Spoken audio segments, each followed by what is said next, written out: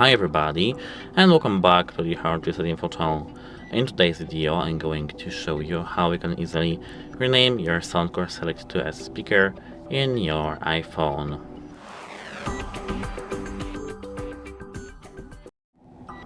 And first we need to open settings, and here we have to under Bluetooth. Here we have to tap this info icon near our device and tap name here. Now we can modify our name. We can add emotes, delete emotes, add text, delete text, etc. And when we are done, we can tap done. If you want to bring back our name to the default one, we have to tap this X button here and tap done. That's it. Hope it helps you and have a nice day. Goodbye.